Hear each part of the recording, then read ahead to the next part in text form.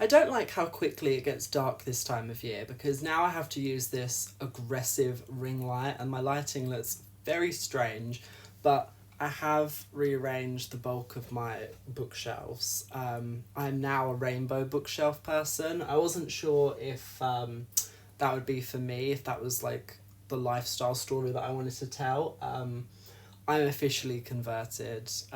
Maybe I'll feel differently when I get new books and the upkeep is hellish, but for the time being, I have nothing but time for this. But that's not what I wanted to talk about. No, I wanted to talk about Annihilation by Jeff Vandermeer. This was the book club pick this month, the month of December, as voted on by you.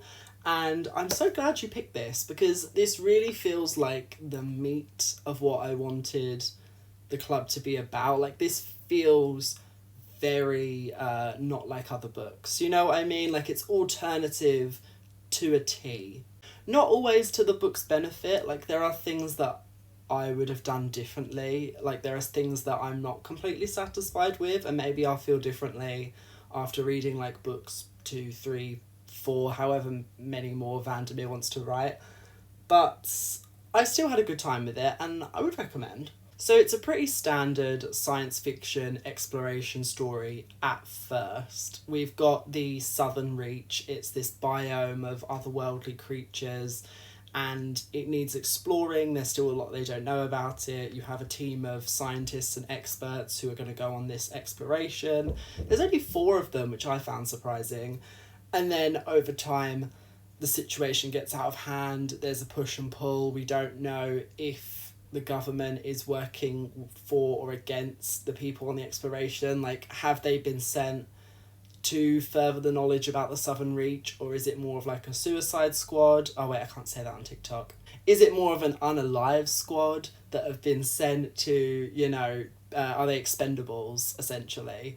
That's the sort of dilemma that you're dealing with reading this. And the narrator is unreliable as heck, which I did enjoy, although sometimes it felt a bit jarring. We'll talk about it. The whole thing is, of course, an extended metaphor about climate change. There's lots of discussion about the sort of human exceptionalism, how we sort of have placed ourselves at the top of the ecological pyramid, and we now have this arrogance where we take for granted how nature and the natural world will become more unpredictable and more dangerous the more terrible things we do to it. I like the message. I think it was a bit too subtle. There were moments where I wish it had been delivered with a bit more oomph. Maybe it's because other books, at least like in modern publishing, can be so aggressive with what they're trying to tell you. So to have a book where it was a lot more of a suggestion, for me, the comparison then, it felt very subtle.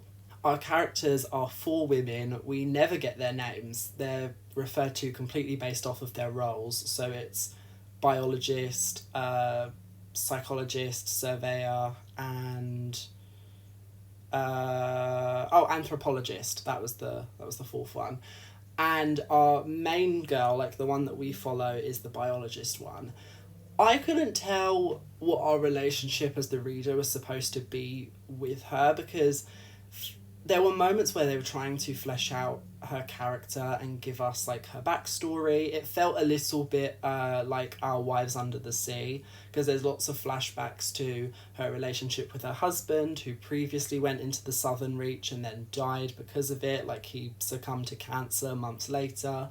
So I couldn't tell who is she supposed to be to us? Like, do the other books involve her as well? Is she a hero? Is she an anti-hero? Is she a victim? Like, I couldn't really parse it, because there were moments where we would spend time trying to figure her out, but then we also never even got her name. Like, she felt very indistinct, but at the same time our focal point. It was weird. I think I would have enjoyed this a lot more if it didn't have any flashbacks, if we spent the entire story in the Southern Reach. We don't need any time exploring our characters' backstories and their lives.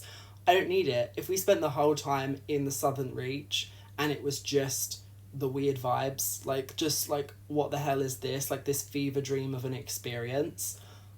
I would like that more, because the moments where we go back in time and she's out of the Southern Reach, she's with her husband, it was kind of taking me out of the fantasy. Like, I wanted it to have this inescapable quality where, much like the women, we can never leave it, like we have to spend the whole book there. I would have preferred that. Something about it as well that was really giving me Piranesi, not as good, of course, like, who is, but that phenomenon of having like two or a few characters in this strange other world, and they get separated, and then there's that mental confusion of like, have they purposefully distanced themselves from me to be an antagonist? Like, are they working against me, or are we still friends? Like, that's very interesting to me, because the psychologist uses hypnosis to put them out so that they're not affected by the like influence of the Southern Reach, because it makes people act strangely when it gets into their heads. But then the psychologist like over hypnotizes them and seems to have ulterior motives, and then like there's this tower, and they go to the top of the tower and they find all of these old records of previous explorers.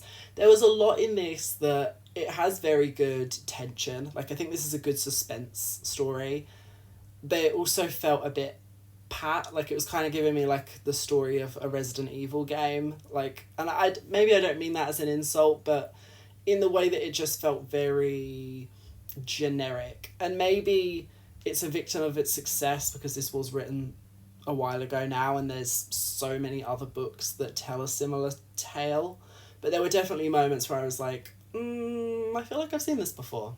The descriptions for me were definitely the highlight of it all. Like, the way that the creatures in the Southern Reach are so vividly depicted. It was kind of giving like Stephen King's The Mist on steroids. Like, so much like eldritch, Lovecraftian, otherworldly. It was living. Like, everything was so wacky. There's like words being written in the walls out of vines. There's creatures mixed with other creatures. And that's like, we haven't talked about these new covers yet, but these new covers are like the perfect encapsulation of what to expect from like the creature horror of it all. Like, that sort of chimeric amalgamation of animals. Like, it was really quite entertaining. So what I would say, closing thoughts, loved it a lot. Thought it was a very wild tale of a story. Liked that the actual Southern Reach itself was basically the main character. Wish it was longer. I feel like 200 pages for a story like this is a bit threadbare. Like, I would have liked a bit more to hold on to in like the meat of the story. And I guess that's because it's a book series and there's the other books to think about. And I am going to read them, but I don't know necessarily if I'm in the greatest hurry to read them, if that makes sense. Like, it doesn't have the urgency of some other book series that I enjoyed. Like, I will read them, but I'm not, you know what I mean? Like, I don't feel the need right away. Out of the 4 books that we've done in the club so far, this one is definitely my favourite. I think it's the most quintessential weird fiction. And I'm glad to, like, discover Jeff Vandermeer. Like, I want to read more of what he's got going on besides just this book series. So, yeah, no regrets. I had a great time.